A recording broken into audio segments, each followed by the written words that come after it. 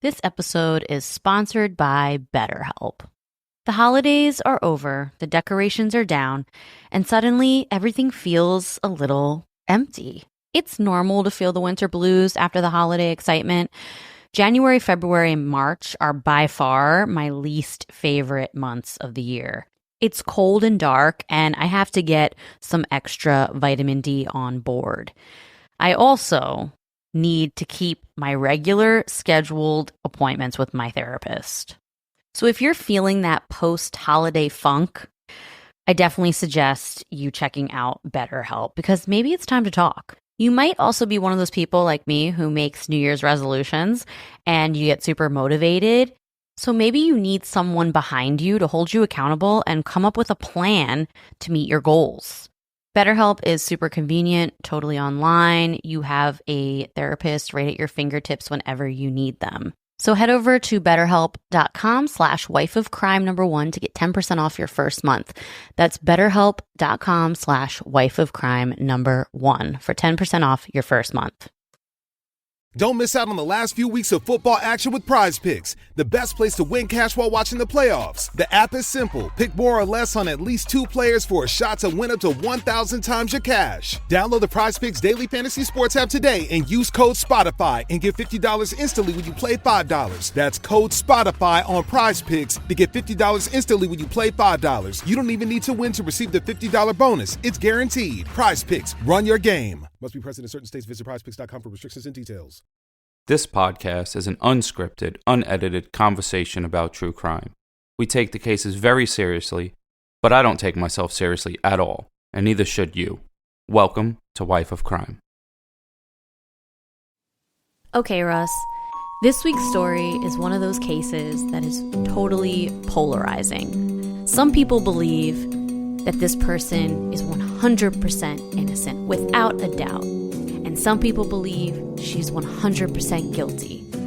So I'm going to present all the facts to you, and we're going to figure out what we think about the case of Darlie Routier.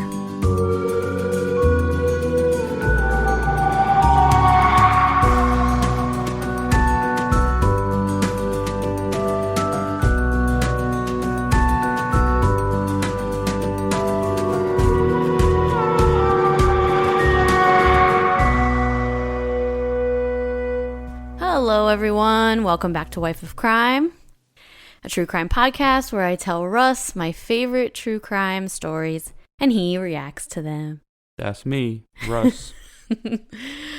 So, hopefully everyone is social distancing right now during this crazy quarantine time. Shout out to all the nurses. We have a lot of nurse listeners. Shout out to you guys for being on the front lines of this pandemic. Russ is, on the other hand, living his best life. I kind of like it. I mean, know. I don't want anyone to get sick or hurt unless you're a shithead. But just like, there's no traffic. I go running, there's no one outside. I could stay home all day and play games and just eat. Russ is literally living his best life. No one's allowed to come over and visit. He is such an introvert. This is like what he's dreamt of for years. I don't got no tips for everyone. Just wash your hands and don't pick your nose, I guess. And stay inside, please. Please stay inside. Trust me.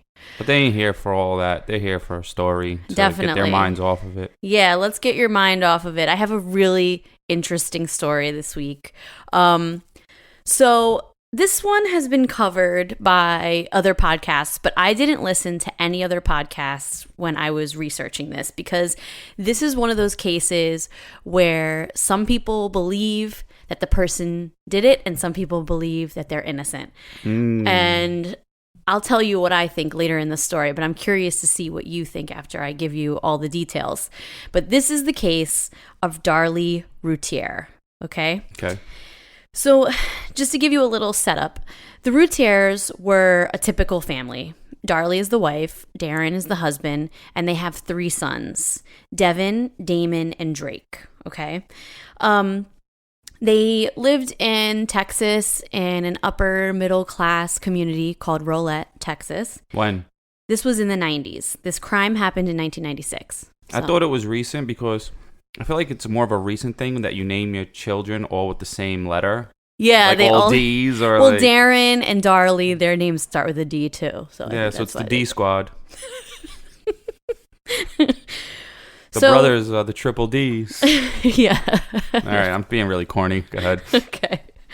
So now they were a very happy family. They lived in an upper middle class area.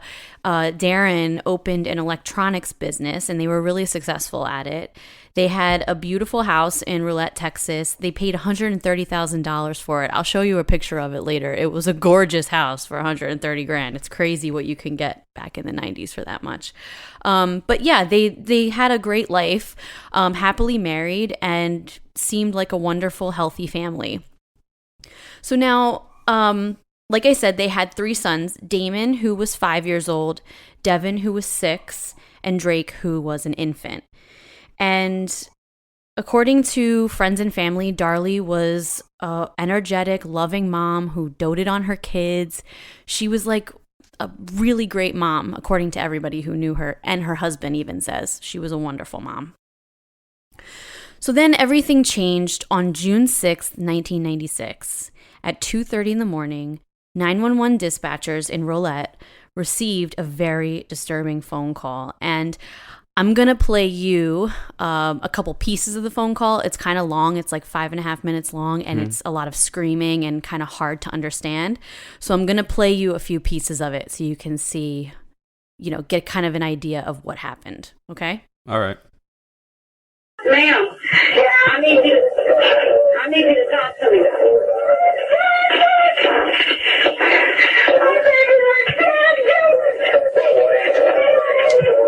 Ma'am, I can't understand you. You're going to have to slow down, calm down, and talk to me.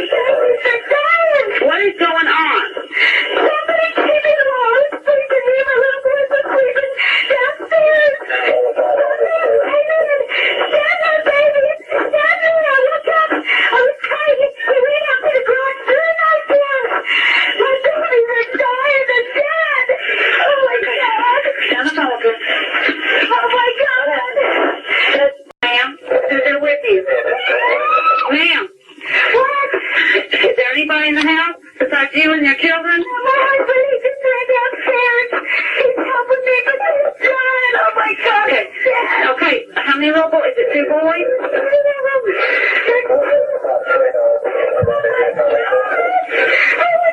Okay, listen to me. Calm down.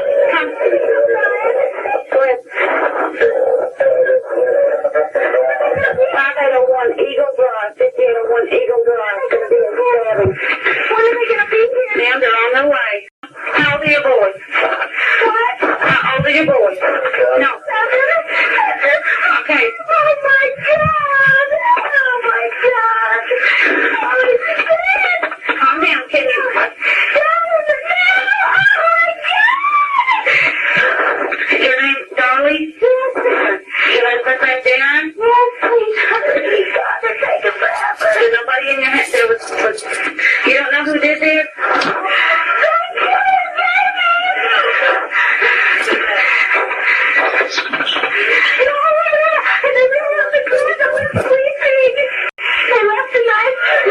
There's a knife. Don't touch anything. I already touched it. Pick it up.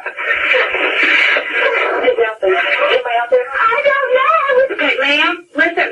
There's a police officer at your front door. Is your front door unlocked? Yes, ma'am. It's like the ambulance. They're breathing. They don't get in here. They're just sad. My God, they're dead. Please. Okay, you need to let the officers in the front door, okay? What? Ma'am? What? You need to let the police officers in the front door. The guys were playing over there and I already picked it up. Okay, it's all right. It's okay. We got the prince, baby.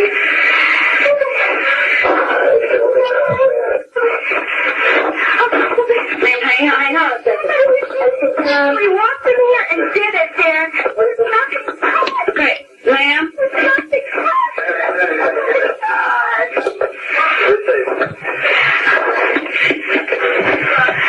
Ma'am, is the police officer there? Okay, go talk to him, okay? Yes, that's okay. Go talk to him, though. Okay? Okay, so that was really hard to understand. So I'm going to give you like a little... I didn't understand anything. I mean, I heard a few words here and there. Yeah, it's hard to understand. It was really hard to understand. I mean... Well, she said, oh my God, someone stabbed my kids, someone stabbed my babies. And she kept saying it over and over again. She was screaming, oh my God, oh my God. And then she talks about the dispatcher finally gets her to like at least give a little idea of what happened. And she says, a man came in the house, stabbed my babies. And then later on in the recording, the dispatcher says, she talks about she sees a knife. And the dispatcher says, okay, don't touch it. Don't touch the knife. And she says, I did. I picked it up. And then the dispatcher is like, it's okay. Don't worry. And she goes, oh my God, I picked it up. We could have gotten the prints. Okay. Because she wants to make sure that, she's hoping that they could find whoever did this by the prints on the knife. But she's upset because she touched it. I mean, I don't know if you picking up something takes the prints off. I mean, it maybe you could smudge it or something, or maybe now there's 2 sets of prints on it. Yeah, I don't know. So that's pretty much what it said. It's hard to hear, but you can hear the emotion in her voice. That doesn't sound like someone who is faking or acting. It sounds real. Like real fear. Yeah, she's going crazy. Yeah. So according to Darlie, on the night of June 5th, 1996, her and her boys slept downstairs in the living room because her boys wanted to do like a sleepover camp out with their sleeping bags, you know, that you use in a tent, but they wanted to sleep on the living room floor, which is like such a 5 and 6 year old kid thing to do. So she decided to sleep down on the couch with them. Okay. And then at around 2:30 in the morning, she said she woke up because her son, Damon, the 5-year-old, touched her on the shoulder, and she immediately sat up and she saw a man standing over her, and then saw the man run through the kitchen into the utility room. She got up and says she walked after the guy. Mm-hmm. When she got to the utility room door, the knife was on the floor. So she picked it up and realized it was bloody. She then says she turned around and saw both of her kids covered in blood laying on the floor. And that's when she, ran back to them. She said she became hysterical. She started screaming for her husband, Darren, who was upstairs sleeping with the infant son in their bedroom. And he came downstairs. He then started to perform CPR on one of the kids. And Darren says that when he gave his son mouth to mouth, he could feel the air come through the holes in his chest. Oh, man. And this is when Darlie calls 911. So then police arrive, followed by paramedics, and they see that Darlie is also injured herself. Her throat is slashed. She has a stab wound on her right forearm and a stab wound on her left shoulder. Okay, and she's covered in blood as well. Oh, damn, her throat is slashed. Mm-hmm, her throat is slashed. I guess it's not that deep because she's alive. Yeah, it wasn't. Well, she ended up getting taken to Baylor Dallas Hospital along with the younger son, Damon. Damon was pronounced dead on arrival to the hospital. She was immediately rushed to the OR because they didn't realize like how deep it was. They didn't know. They just saw that her throat was slashed. So they just took her straight to the OR. And the other son, Devin, he was pronounced dead at the scene. So when she woke up from surgery, according to family and friends, she was totally hysterical after she realized that both of her sons were killed. They also informed her that her throat was slashed so close. It was literal millimeters from her carotid artery. So it didn't nick her artery. That's why she, was able to get through it pretty easily. I'm guessing a millimeter's small. I only really know inches. Yeah. Yeah, it's really small. Like, it's probably like the little tiny hash marks on the ruler, if I had to guess. Yeah, a millimeter is really small. All right. So, yeah, it was just very, but when you're like, close. I was so close, I was like an inch away. Like, yeah, well, it was less than an inch. It was like from now on, I'm going to be like, oh, I almost had it. It was like a millimeter. Well, it was really close to her carotid artery, but didn't get to her artery. But that's how close it was. So now the neighborhood was like totally shook by this case. And they were super worried because there's apparently this intruder that's running through the neighborhood, killing little innocent babies. I don't know if he's running through the neighborhood. No, but he came in once, according to this. Yeah, but the neighbors were freaked out, understandably. And, police are scouring the home for evidence. And, of course, at first, when you have 2 children die in their home, the first suspects are the parents. So police immediately came to the hospital while Darlie was recovering in the hospital to question her, and they questioned her husband, Darren. Darren was cleared pretty much right away. And initially, so was Darlie, although there were some things in the home that didn't seem to add up to police. And they didn't really feel right about it, but they kept continuing to search for this unknown intruder. So the evidence that was recovered from the home, I'm going to tell you what it was. So in the garage, you have to go through the utility room to get to the garage. In the garage, there was a window with the screen in the window was sliced. Okay. So that's where they think this person came in and out of the house from. Okay? I wonder if you could tell, if they didn't rule her out, if you could tell it was cut from the inside or the outside. I wonder if there's a way. Later on, I'll explain the state's case and what they have against her, okay? Another thing they found was bloody footprints in the house and multiple bloody fingerprints throughout the house. That's what they found on their initial crime scene investigation. Fingerprints? You ain't going to tell me yet? That's later? That's later. Okay. So at the hospital, police try to piece together this story because she's remembering some things. She's remembering bits and pieces of things. Like, she did have surgery. She was put under for the surgery. She also had this horrible traumatic event. So her trying to piece together a timeline is becoming a little difficult, but she's doing her best. She says that this intruder was a white male wearing dark clothing with a dark baseball cap. That's all she saw. She claims that she fought him off and then saw him escape through the kitchen and into the utility room. And she went after him. Now, at the funeral... Did she say that he stabbed her in her sleep as well, or he stabbed her during the fight? She says that she fought him off, but it's unclear of, like, she's having a hard time piecing it together like a timeline. Did the husband hear her struggle? No, the husband was asleep upstairs. Well, I was asking if he heard a struggle and woke up. No, he didn't wake up until she started screaming for him. Okay, because I was just going to ask, the next thing I was going to ask was, did she start screaming for him? Yeah, she did. Yeah. She screamed for him and he ran downstairs and started performing CPR. You may proceed. Okay, thank you. Now, at the funeral, Darlie, according to family and friends, she was a total mess. People had to hold her up because she couldn't even stand up. She was just an absolute mess. And they buried both of the boys in one casket so that they could be together forever.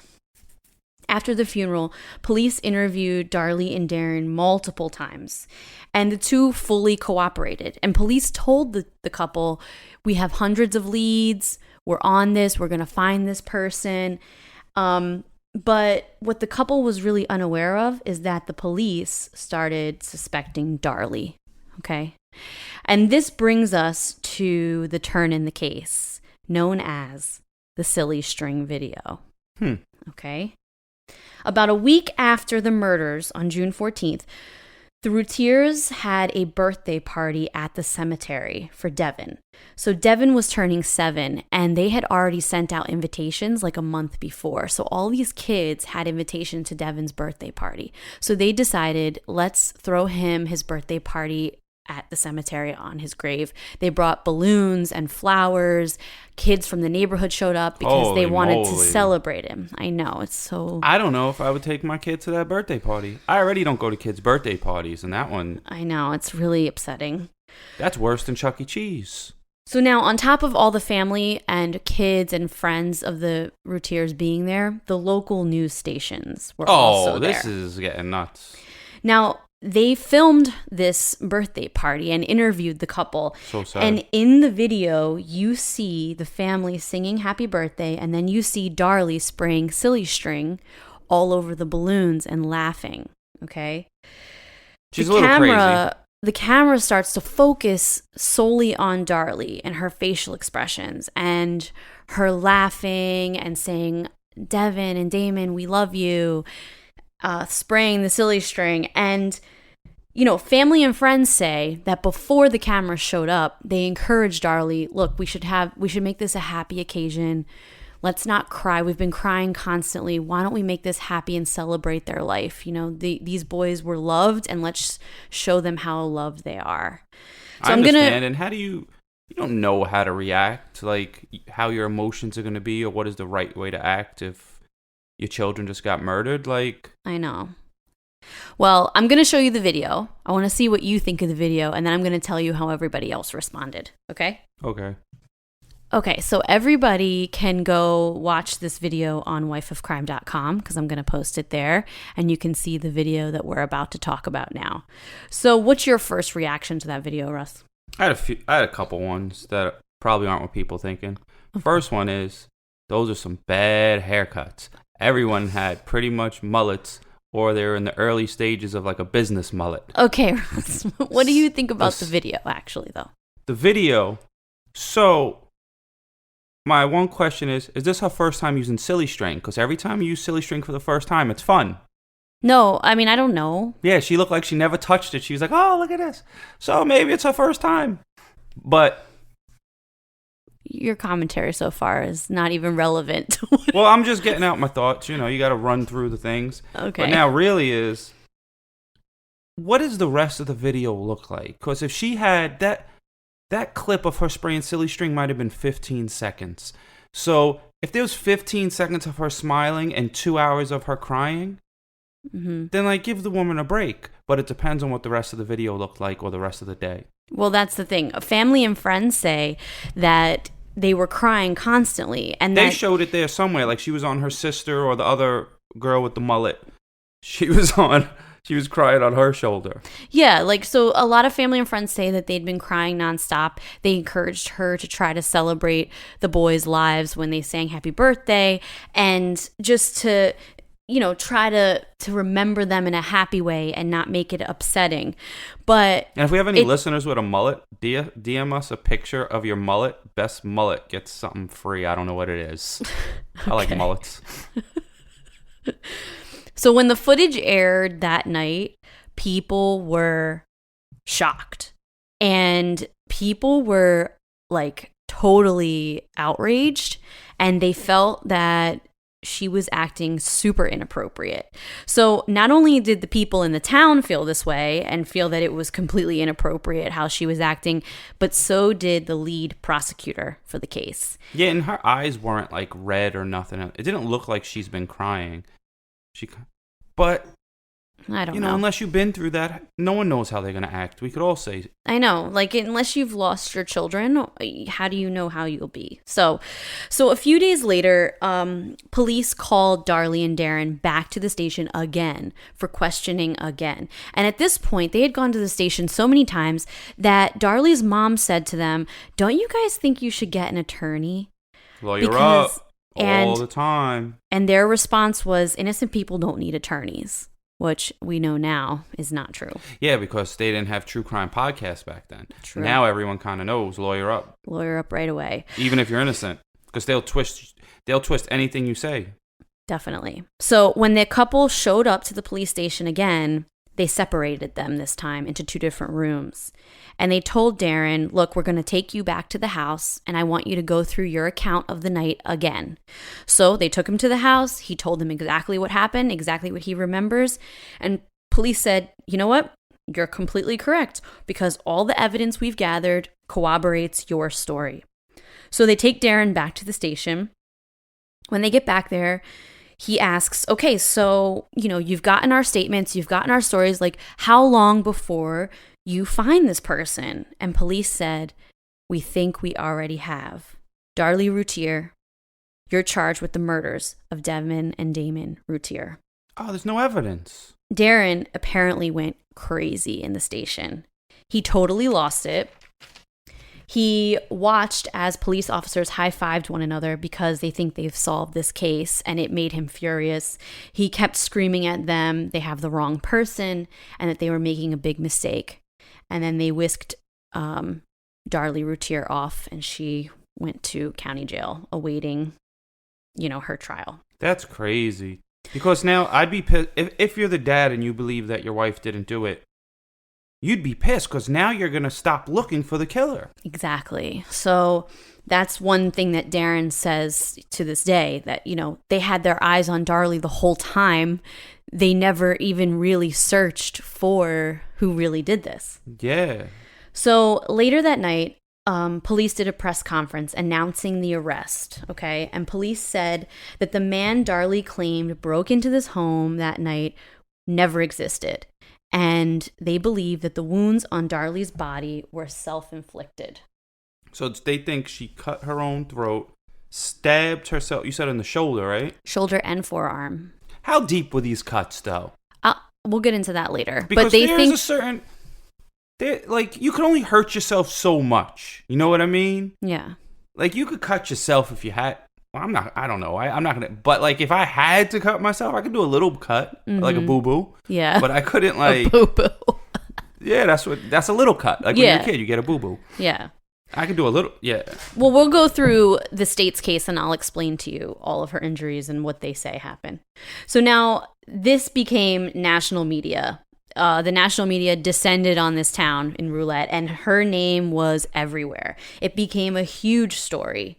Now, you have to remember, though, Darlie was a 26-year-old woman, happily married, no criminal record, no history of abuse, no psychological issues. She has never been in trouble with the law or any type of trouble, really. She got in one speeding ticket in her entire life. Well, she was do a killing. I got speeding tickets. I'm just saying, she's just a clean person. No history of anything. So this was shocking to her family and friends. They couldn't even believe it. They were like, no, this is totally wrong. But the national media descended on this town. And I need to give you a little context because this crime occurred just 11 months after a disturbing high-profile case.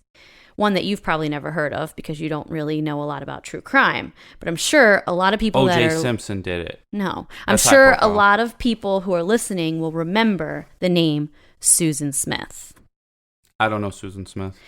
Who is Susan Smith, Russell? So Susan Smith is from South Carolina, and she was a young mother who claimed that a black man carjacked her car with her 2 children in the back seat and sped off, never seeing her sons again. The community rallied behind this woman, and they searched for these 2 kids for 9 days. She was on TV pleading and crying, saying, "My kids are missing, let's find them." Turns out, after 9 days, Susan confessed to the murder of her 2 children.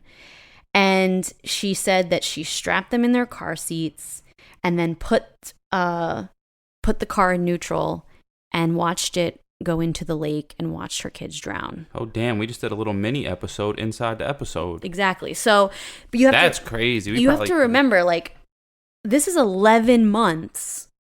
Darlie's case is 11 months after Susan Smith's case. What's that have to do with it? Susan Smith didn't come in the house and stab her kids? No, they're comparing Darlie to Susan Smith because no one had ever seen a woman murder her children and then lie about it before. That was the first time that this had ever been on TV or known to the public. So, and it was such a huge story that when police announced that they were arresting her, they just all started calling her another Susan Smith. Like, oh, there's another one, another piece of shit mom who killed her kids, who snapped and murdered her children. And they all started comparing Darlie to Susan. Okay. Okay. What do they hate their kids, I guess? What? Maybe they think their life's just too hard with the kids, and they. Well, I don't know what Susan Smith's deal is, but I don't know. We could do an episode on her. Apparently, she had some weird, demons were talking to her or something, kind of weird stuff going on. Mm. You guys already know because we have been talking about them for a while now. Via Hemp is by far one of our favorite sponsors we've ever had. Okay, we use their products all the time. Maybe you're a little like me. You're a little anxious. You have a hard time settling down. You're kind of wound up a lot. If that's you, Via Hemp products are for you. Check out their website. You will find something that speaks to you.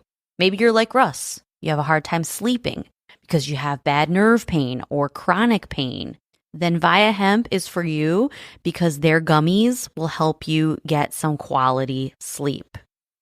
Maybe you're looking to have a really good time. Maybe you just really like edibles. You want to laugh. You want to get the munchies. You want to watch a movie and have a really strong belly laugh.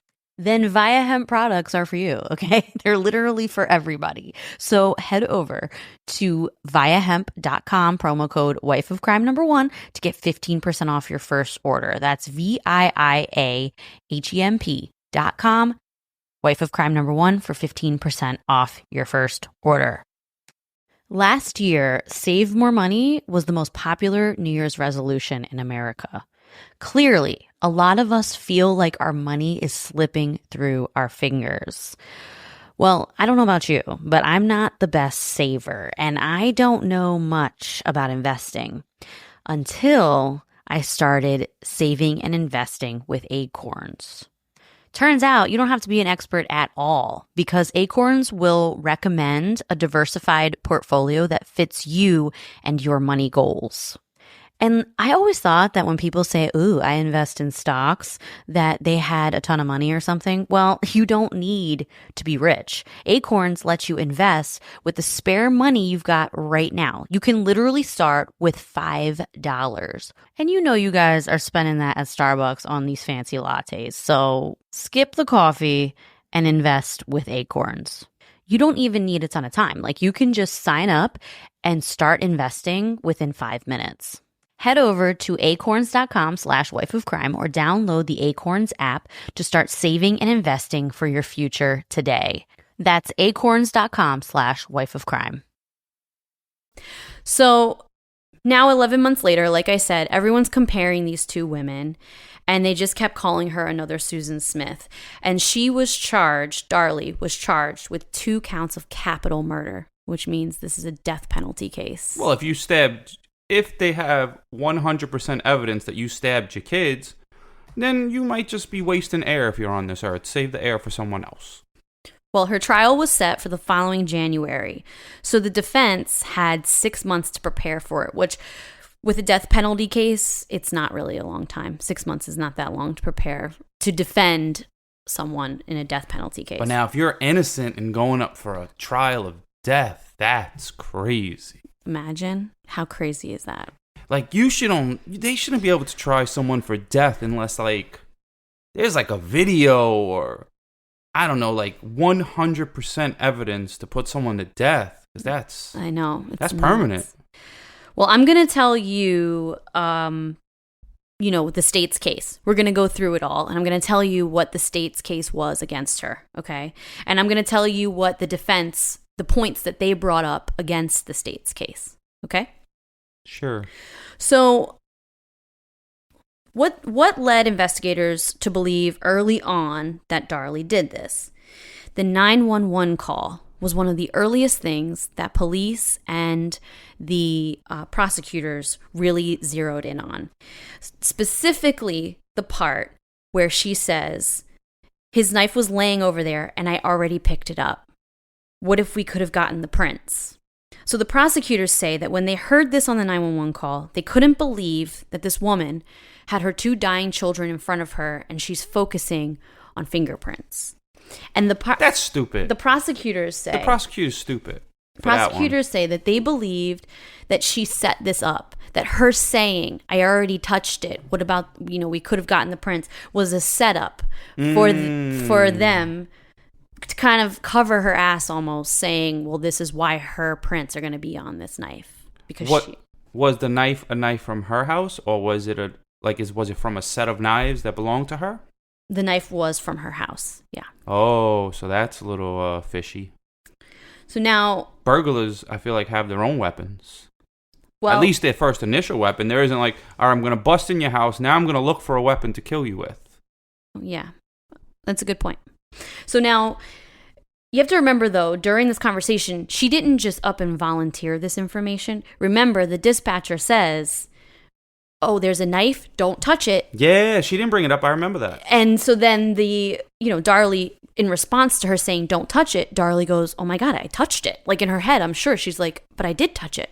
Oh my God, they could have gotten the prints. I could easily see how somebody would say something like that as a response to don't touch the knife. Yeah, so this is all judgment stuff. None of this is, I don't know. Well, the other thing they bring up is her wounds. So her throat was slashed millimeters from her carotid artery. Yeah, you can't measure millimeters. I don't even know what they are. She has a puncture stab wound in her right forearm. She has bruising going all the way up into her armpit. She has cuts on the insides of her fingers, okay? And then she has another stab wound on her left shoulder. Defense wounds is what they're starting to look like, or... something. Exactly. Well, the prosecution and the defense see these wounds very differently, okay? So the prosecutors say that the neck wound was superficial. That their argument is, okay, so you have the perpetrator is going to deeply stab little children, but then when they get to her, they're going to do a superficial cut on her throat. That's the prosecutor's argument. Why wouldn't they just, the intruder, stab the mom too, just like he stabbed the kids? It's inconsistent in their mind. I understand what they're saying. Another thing they say is that the slashes on the fingers, so the slashes on the fingers could be from her holding the knife and her hand slips and her hand goes down the knife accidentally and it cuts her finger when it goes down.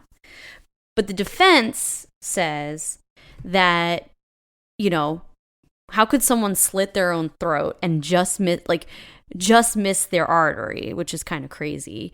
They also say that both the stab wound in her forearm and her shoulder penetrate all the way down to the bone, which that's deep, okay? Not really. The bone's right there in your shoulder. It's like... it's probably like 2 millimeters away. Okay. And then the touching it. the other thing that the defense says is that the cuts on her finger is consistent with someone trying to grab a knife that's coming at them.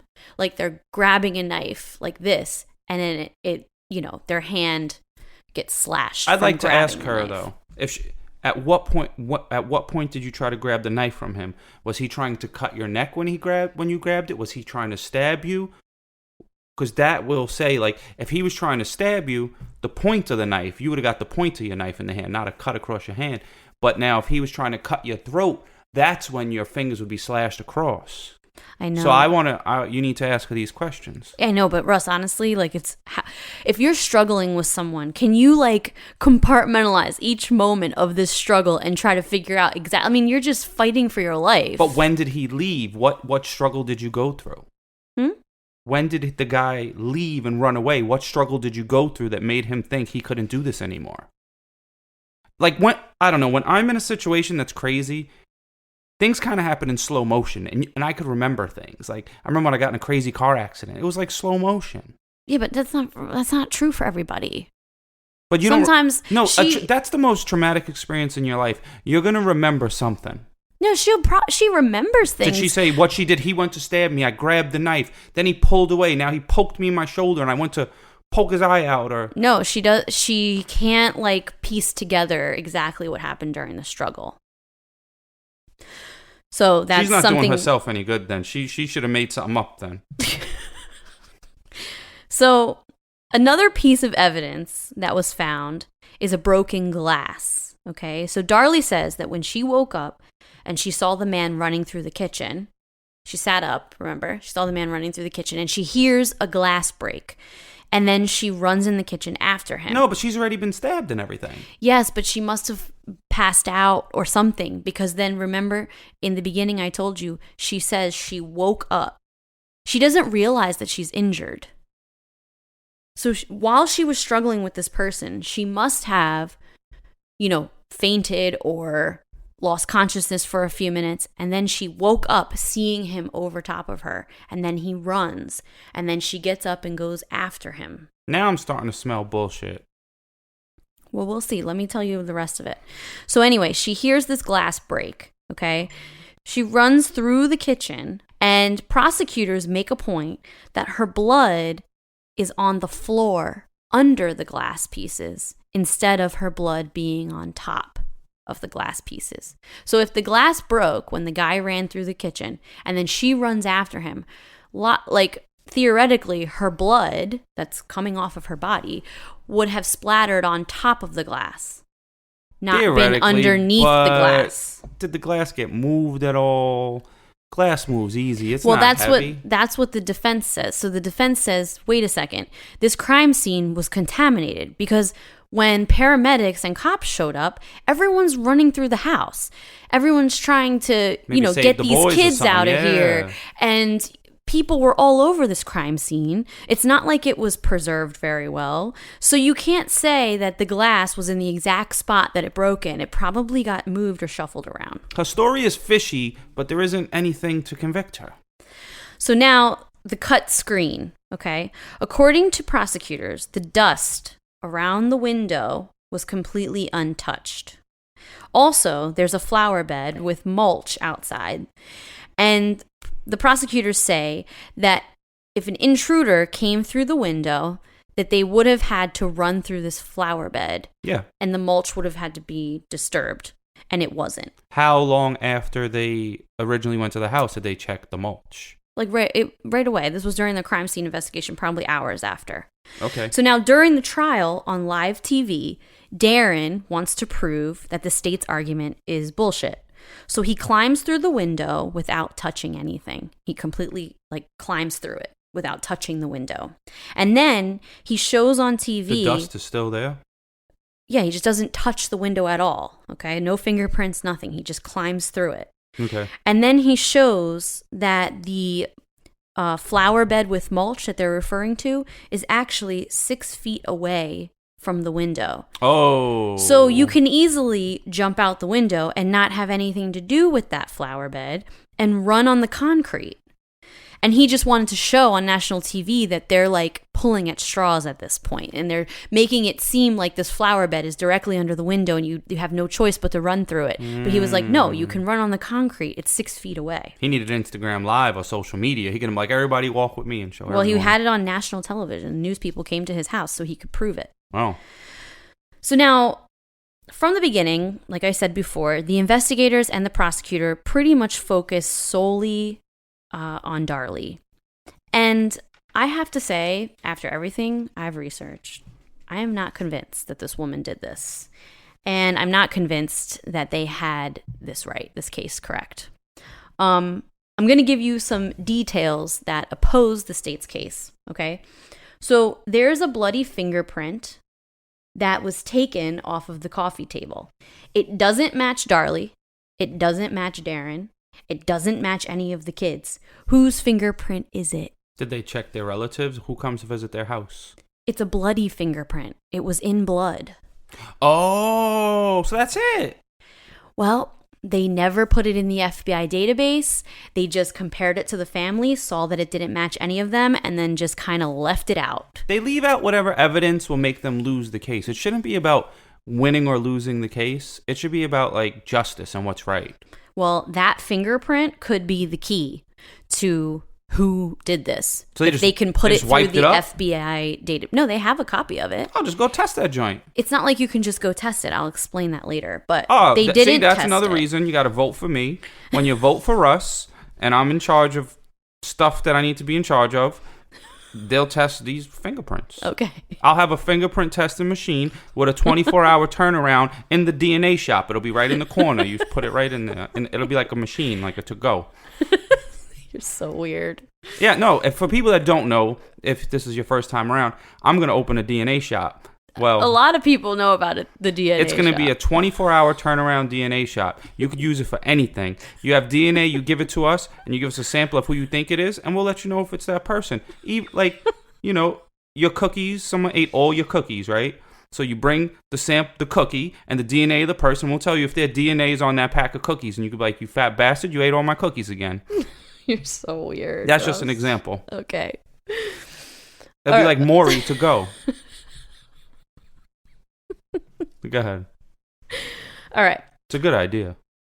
It's a great idea. Someone hit your boy up. After this pandemic is over, we'll invest and we'll make the world a better place. All right. Vote for Russ. So now, one opposing theory is that there was a botched burglary. Okay. So this night, both the cars weren't in the driveway. And that's not typical for them. So one of Darren's car was actually getting work done, so it wasn't at the house at all. And Darlie's car wasn't parked in the driveway. It was parked like on the street somewhere. So this would have led a criminal to believe that maybe no one was home. Okay. So if we go down this rabbit hole for 1 second, let's just think, okay, a burglar. He comes in. He sees two children and their mother laying in the living room. Do you think that a burglar who's just coming to rob a house is going to just grab a knife from the kitchen, stab both of the children multiple times, slit the mom's throat, and then run out the door? I don't think so. If I'm trying to enter the burglar's mind, I would see the mom and the children on the floor, and I'd probably be like... And you'd leave. Yeah, but that's us being logical. Like, people that break into your house aren't logical either. No, but do you think they would go grab a knife and just... Why cause all that trouble if you're a burglar? If you're a burglar, you're normally trying to get some money or something. Exactly. That's what I think. So I think that theory Unless you're the Golden State Killer. True. But I think that theory of the botched burglary is just not... It's not the right theory. It's There didn't just not seem okay. to be nothing burglarized. It was just killing and then leaving. Yeah. So now another interesting detail that, we can use against the state's case is that there is a neighbor who reported a suspicious black car in the area about a week before the murder occurred. The neighbor lives across the street, and she said that the black car was sitting right in front of her sidewalk, and the person in the driver's seat was staring at the house, at the Routier's house. She says she came out of her house, walked down her sidewalk to go find out who this person was sitting there, and when they saw her, they drove off. This wasn't the only person who reported this car, okay? And was this car only looking at their house? Yes. Apparently, the black car was parked in front of their house when she saw him. She reported this to police, and they never followed up on it. Multiple neighbors... There's not really much you could do with that, though. There's a car here. Multiple neighbors saw this black car, knew that it wasn't any of their neighbors' cars. This was a tight community. People knew what each other drove. And multiple neighbors said that they saw this car in the area during, in the days before this crime happened. Okay. So the day of the murder, about 10 hours later, the same neighbor saw the same car again and saw them come up close to the house and slow down in front of the house and then speed off. That's crazy. And this same neighbor told police about it again. Did the same neighbor get the license plate? No, I don't think she got the license plate. I don't know. Then she didn't care that much. Well, she probably didn't see it. What do you mean? If you're that concerned and you're calling the police about a car, you would get the license plate. Not everybody thinks that quickly. Not everyone is smart. So, but nothing was followed up anyway. The police didn't even follow up on it. How would would they? You know how many black cars there are? I've owned 3 in my lifetime. I don't know. But Darren... Get the license plate.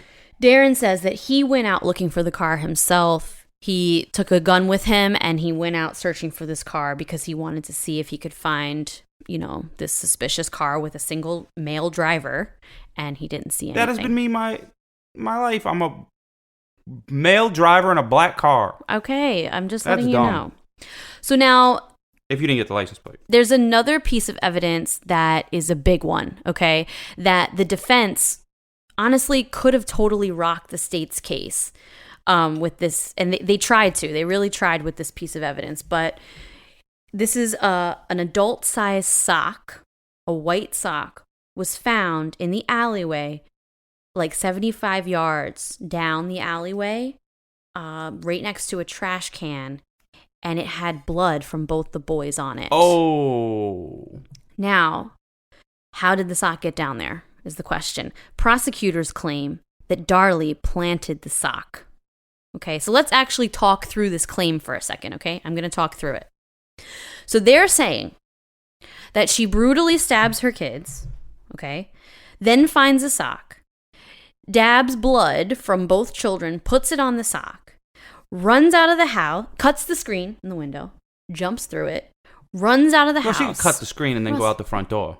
Listen, runs out of the house into the back alleyway, runs down the back alleyway 75 yards, throws the sock, runs back up 75 yards, runs back into the house while her children are dying on the floor, takes a knife, slits her own throat, stabs herself in the shoulder, stabs herself in the forearm, okay?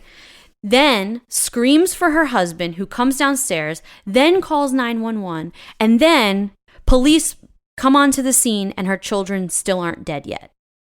That's a lot. Now, that makes zero sense. Or maybe she was thinking, well, if I do all this makes zero sense. They'll never think it was me. No, but that makes no sense, Russ. I mean, honestly. It doesn't make sense. So that's what the prosecution... But if you want to get away with murder, do things that don't make sense. Well, that's what the prosecution claimed happened, which, to me, I'm sorry, makes no sense. Yeah, I'm leaning towards she didn't do it. There's some fishy stuff, but there isn't anything that you can... definitively say that she did it. Yeah, good word, definitively. So now they really just tried to discredit her character as well. And what they brought up was they kind of portrayed her as this self-absorbed woman suffering from postpartum depression. They called her an irresponsible mother because they found a sex toy in her house. They also called her irresponsible because she had fake boobs. Oh my goodness. And she apparently wore a lot of jewelry. So they tried to totally discredit her character. And then, unfortunately, the nail in the coffin for her was that silly string video. They played that video for the jurors, and when the jurors saw this video, I think they were just... Oh no, she gets convicted? So now, the evidence, one piece of evidence along with all of this that was really bad for the defense was that there were screen fibers found on another knife in the house. Oh, but the husband's going to say he used it to cut screens.